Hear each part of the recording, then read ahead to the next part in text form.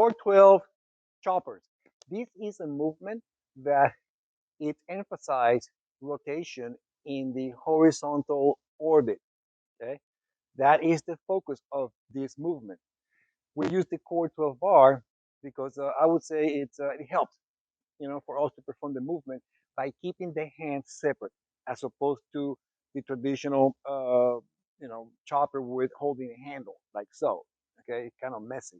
So that's why one of the reasons why I designed the Core 12 bar. So your grip is going to be overhand, underhand. For the chopper, it doesn't matter which one is underhand and which one is overhand. Okay, you can grab it, whatever is comfortable for you. So I'm going to go here.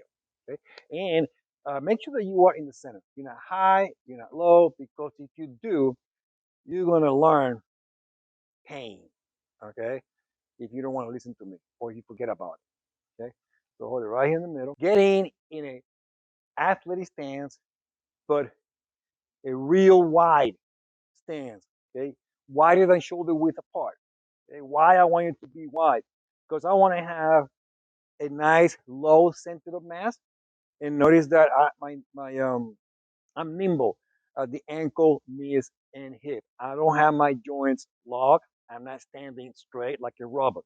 I'm nimble here. Okay. Now the bar is gonna be vertical. Okay.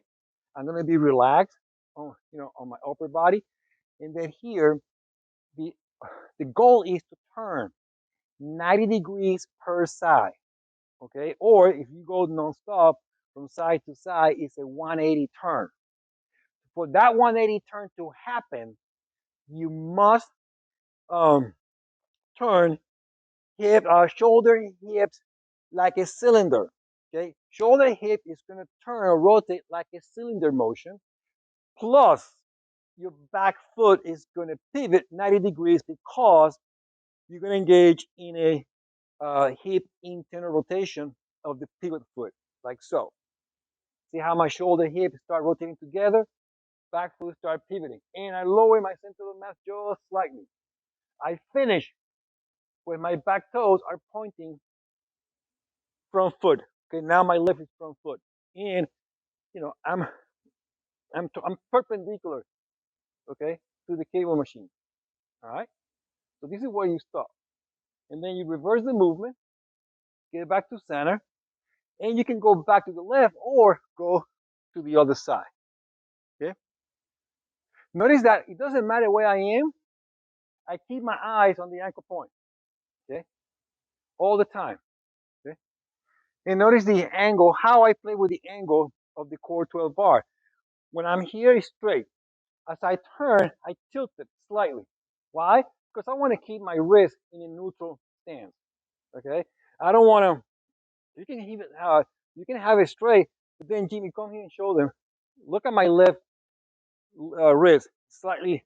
See, there's a little flexion there.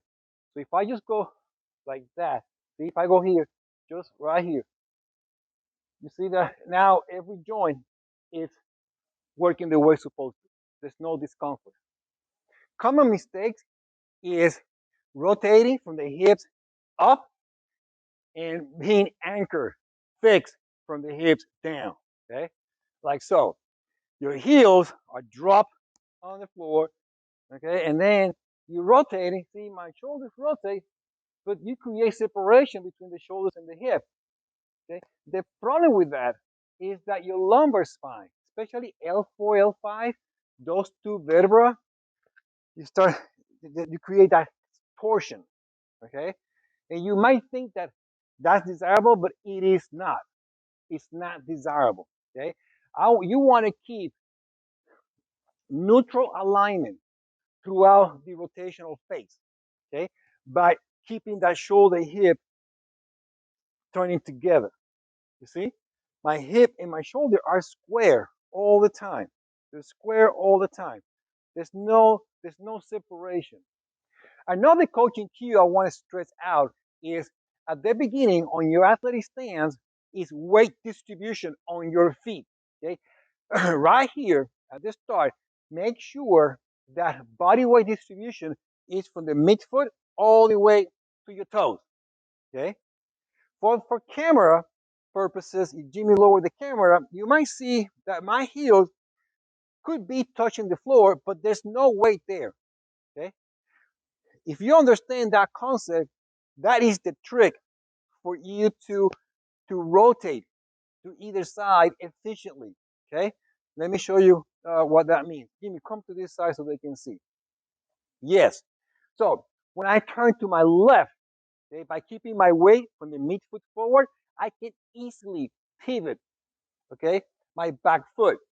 See, I can easily pivot, and then as I transition from center start position to finish position, now my front foot, the weight is distributed from toes to heel. Why? To give me a strong base at the end so I can manage the load better in this angle here. Okay?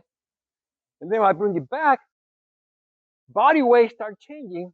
Right here, it's almost on the front, from the midfoot to my toes. And now as I turn to my right, I'm gonna place most of my weight um, on my right foot as I pivot my left. See?